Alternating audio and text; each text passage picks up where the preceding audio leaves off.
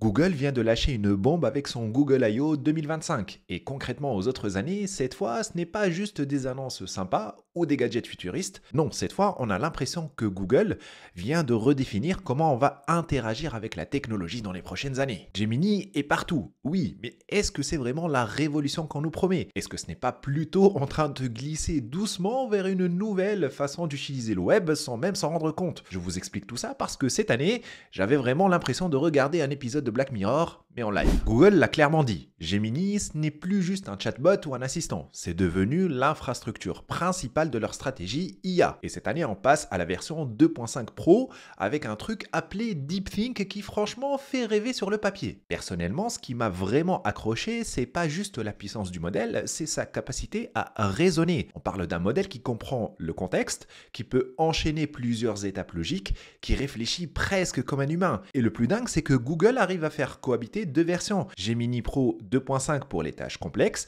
et Gemini Flash pour les réponses instantanées, plus légères mais toujours intelligentes. Et ça résout un gros problème qui était présent jusqu'à présent dans l'IA, c'était que peu importe la complexité de la question posée, c'était toujours le même nombre d'opérations qui sont exécutées dans le réseau de neurones du moment que le nombre de tokens à générer est le même. En ce moment, la vraie force de Gemini, c'est sa nature multimodale. Il comprend du texte, des images, du son, des vidéos. Vous pouvez littéralement lui montrer une vidéo, lui poser une question sur un moment précis et il vous répond avec tout le contexte.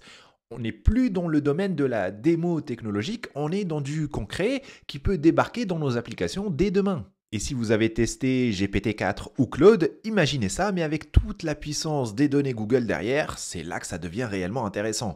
Et potentiellement un peu flippant aussi, d'où ma référence à Black Mirror. Ce qui m'a le plus surpris cette année, c'est pas seulement les capacités de Gemini, mais son intégration.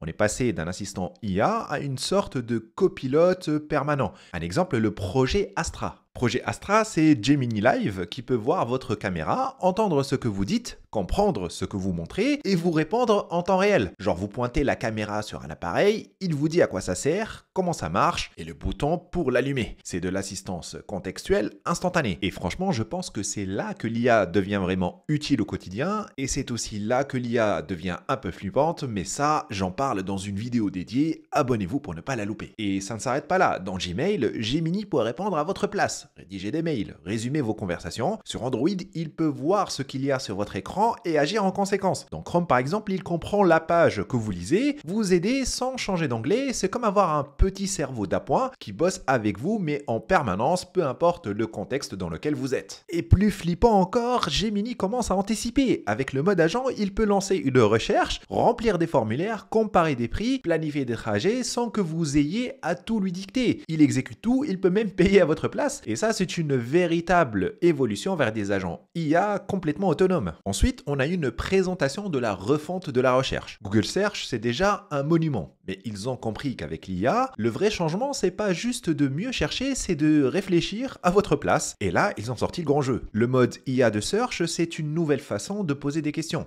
Vous pouvez formuler des demandes ultra longues, complexes, avec plein de contraintes, et l'IA va tout digérer pour vous faire une synthèse claire avec des liens, des citations et même des actions possibles. Et surtout, il y a Deep Search. Vous cherchez un sujet pointu, Google vous sort un rapport complet, comme un petit mémo fait par un expert. C'est parfait pour les étudiants, les journalistes ou même les créateurs de contenu qui cherchent par exemple des sujets pour faire une vidéo. Ils ont dévoilé Search Live, où vous pointez un objet avec votre caméra, et Google vous dit ce que c'est, où l'acheter, comment le réparer, tout ça, tout ça. La recherche devient visuelle, interactive et presque transparente. Bref, on ne cherche plus, on se fait carrément accompagner dans notre besoin. Et ça, c'est un changement radical dans la manière de naviguer sur le web. Un petit clin d'œil à MKBHD qui a testé une nouvelle fonctionnalité assez marrante, le test live d'Abby avec des images générées par IA. Google a montré une évolution de sa fonctionnalité d'essayage virtuel. Et en s'appuyant sur l'IA générative pour afficher un rendu hyper réaliste des vêtements sur des corps humains variés, tu peux par exemple taper robe d'été fluide dans Google Shopping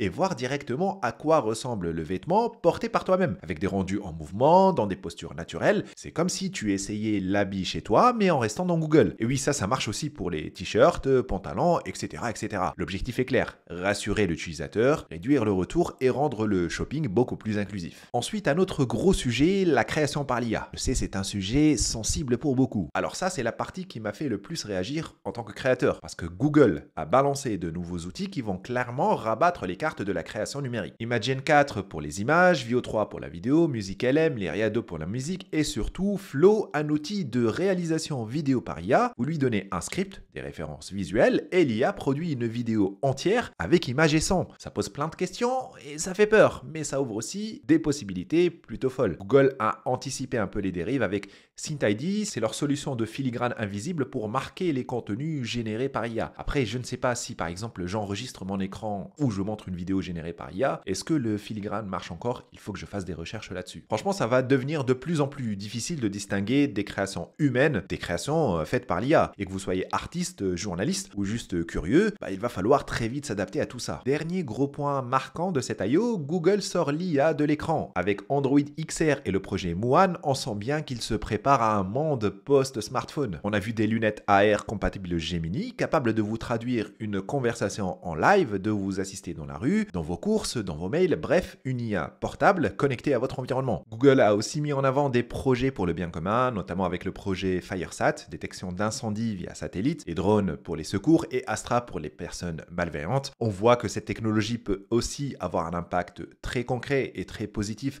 sur des gens qui en ont besoin, et c'est bien de voir que l'aspect éthique n'est pas mis de côté. Donc en résumé, cette Google I.O. 2025, c'est pas juste une conférence pour les geeks, c'est le moment où on sent que la tech est en train de basculer. Gemini 2.5, projet Astra, Android XR et le nouveau Search, les outils créatifs, bref, tout ça, ça converge vers un même point, une IA plus présente, plus utile et plus étrangement humaine. Et ça, c'est tout un sujet. Mais ce qui est fascinant, c'est pas juste les outils, c'est le fait qu'on commence à déléguer, à faire confiance et à laisser l'IA réfléchir un peu à notre place. Alors, je vous pose la question, est-ce que vous êtes prêt à vivre avec un copilote numérique au quotidien? Est-ce que ces annonces vous rassurent ou plutôt vous inquiètent? Dites-moi tout ça en commentaire, dans le respect bien entendu s'il vous plaît. Et si cette vidéo vous a plu, pensez à liker, à vous abonner, activer les notifications. Bref, vous connaissez la musique. On se retrouve très vite pour une prochaine vidéo. Restez curieux, à plus!